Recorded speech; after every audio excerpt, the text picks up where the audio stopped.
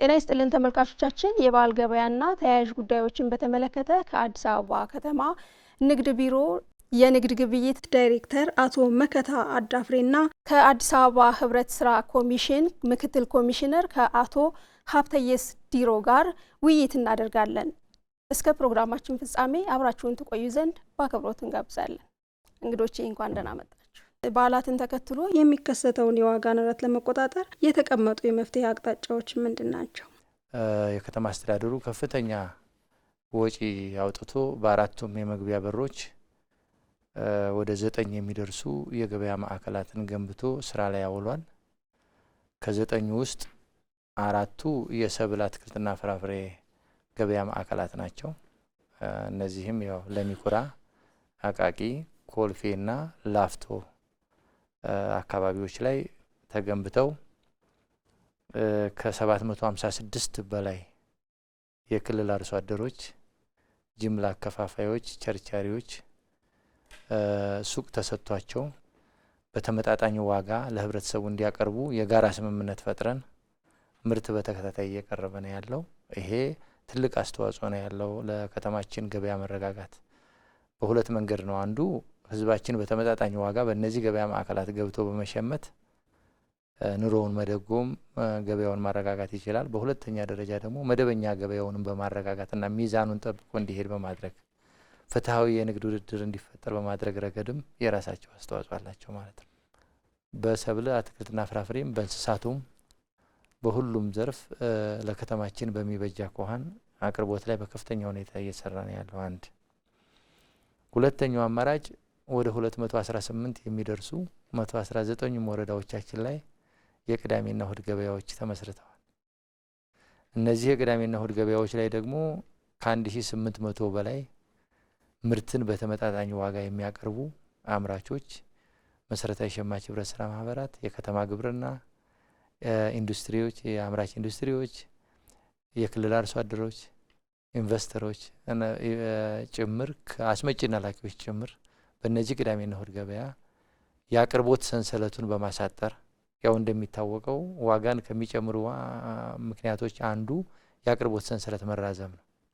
ከአምራቹ እስከ ሸማቹ እስከሚደርስ ድረስ ያለውን ሰንሰለት ባሳጠርን ቁጥር በዋጋ ላይ የሚኖረውን ጭማሪ እንቀንሳለን እና እነዚህን ገበያ ማዕከላት ህዝቡ በደንብ ተገንዝቦ ሊጠቀምባቸው ይገባል የሚል ሀሳብ ነው ያለኝ።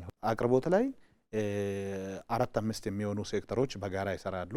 ንግድ ቢሮ አለ፣ ህብረት ስራ ኮሚሽን አለ፣ ንግድ ስራዎች ድርጅት አለ፣ ከተማ ግብርና አለ። ህገ ወጡ ላይ ሆርዲንግ እንዳይኖር፣ ክምችት እንዳይኖር፣ የመጣውን ምርት ለህዝቡ እንዲከፋፈል በዛ ልክ ደግሞ ካልተከደ በየክፍለ ከተማ በወረዳ ደረጃ እርምጃዎችን እየወሰዱ እስከ ንግድ ማሰረዝ እስከ ማሸግ እስከ ማቅጣት ለህግ ተጠያቂ እንዲሆኑ በመስራት ላይ ይገኛሉ። መጪው የፋሲካ በዓልን ምክንያት በማድረግ የዋጋ ንረትና የምርት አቅርቦት እጥረት እንዳይከሰት እየተደረገ ያለው የቅድመ ዝግጅት ስራ ምን ይመስላል? ገበያ ሊያረጋጋ የሚችል እቅድ ተዘጋጅቷል። ይህን እቅድ የሚያስተባብር አብይ ግብረ ኃይልና ቴክኒክ ኮሚቴ ተቋቁሟል። ኮሚቴው ግን እስከ ወረዳ ባለው መዋቅር የደረሰ ነው። ስለዚህ በወረዳም በክፍለ ከተማም ያለው አመራርና ፈጻሚ ከባለድርሻ አካላት ጋር በመቀናጀት በተሟላ መንገድ ርብርብ እንዲደረግና ምርት በሰፊው እንዲቀርብ በህዝባችን ፍላጎት የሚመጥን ምርት እንዲቀርብ ርብርብ እያደረግን ያለ ነው። ሁለተኛው የሚመጣው ምርት ደግሞ በአሰራሩና በተቀመጠው የመሸጫ ዋጋ ብቻ ለህብረተሰቡ እንዲደርስ ደግሞ ህገ ወጥነትን መከላከል ላይ ርብርብ እናደርጋለን። ስለዚህ ሁለት መሰረታዊ ጉዳዮችን የያዘ እቅድ አዘጋጅተን አንዱ አቅርቦት ነው፣ ሁለተኛ ህገ ወጥ ንግድ ቁጥጥር ነው የሚለውን ይዘን የኢድ በዓል ከሞላ ጎደል በግምገማችን በጥሩ ገበያ እንዳለፈ ነው የሚያሳየው።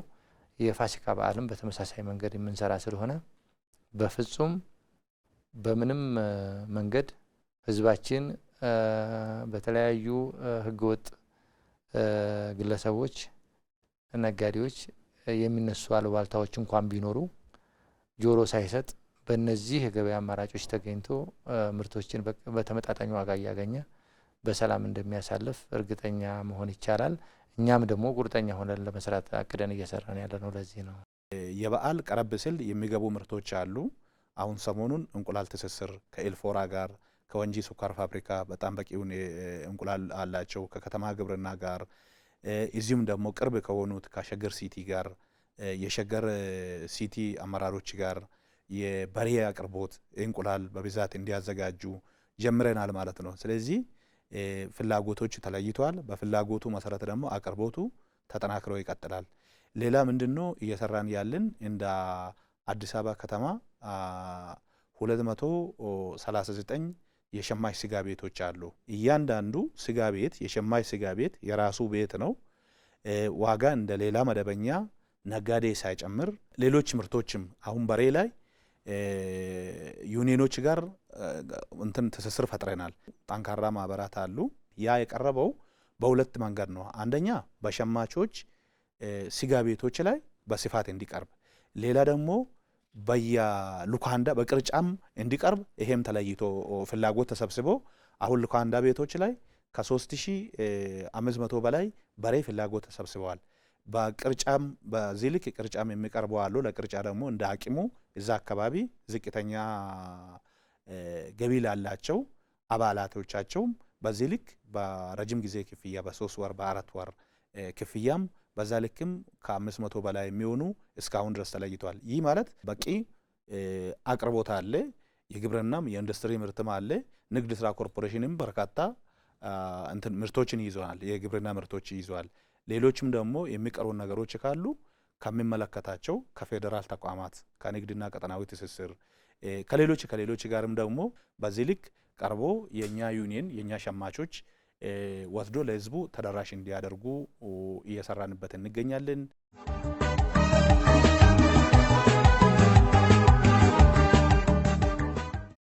እያንዳንዱ ሸማች በዓል ስለመጣ ምርት ይቀንሳል፣ ስለዚህ ፈጥነን ንግዛ እናከማች ምናምን የሚለው አስተሳሰብ መቆም አለበት።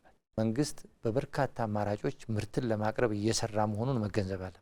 በመንግስት ገበያ ማዕከላት፣ በቅዳሜና እሁድ፣ በሸማች ህብረት ስራ ማህበራት፣ በአዲስ አበባ ንግድ ስራዎች ድርጅት፣ በከተማ ግብርና በምናምን በሁሉም አማራጮች ሁሉ የህዝቡ ፍላጎት ስለሚጨምር ምርትን ለማቅረብ እየተሰራ ነው ያለው። እስከ ዋዜማው ድረስ በተከታታይ ይሰራል። ስለዚህ በተመቸው ሰዓት ሰው እንደየምርቱ ፍላጎት በቅደም ተከተል አቅሙን ባገናዘበ መንገድ እየገዛ መጠቀም እንጂ በተወሰነ ሰዓት ላይ እጥረት ሊፈጠር ይችላል በሚል ሰበብ አላስፈላጊ የሆነ ግዢና ክምችት እንዳይኖር ህዝባችን መተባበር አለበት። በቂ ምርት አለ። የግብርና ምርት ላይ አትክልትና ፍራፍሬ ላይ አሁን ደግሞ ሰሞኑን ከክልሎች ለማስገባት ርብርቦችና ቅንጅቶች ስላሉ ብዙም ስጋት የለም። ህዝቡ ተረጋግቶ ገበያውን በዓሉን እንዲያሳልፍ ሆን ብሎ ገባ እንዳይረጋጋ አላስፈላጊ ዋጋ የሚጨምሩ ካለ ደግሞ በየአካባቢው ለሚገኝ የግብረ ኃይሉ አካላት መረጃ እንዲሰጥ ጥቆማ እንዲሰጥም አደራ ማለት እፈልጋለሁ። እንግዶቼ ጊዜያችሁን መስዋዕት አድርጋችሁ የበዓል ገበያ አቅርቦትን በተመለከተ ለሰጣችሁን ማብራሪያ በኢትዮጵያ ዜና አገልግሎት ስም እጅግ አድርጌ አመሰግናለሁ። ተመልካቾቻችን እስከ ፕሮግራማችን ፍጻሜ አብራችሁን ስለቆያችሁ እጅግ አድርገን እናመሰግናለን።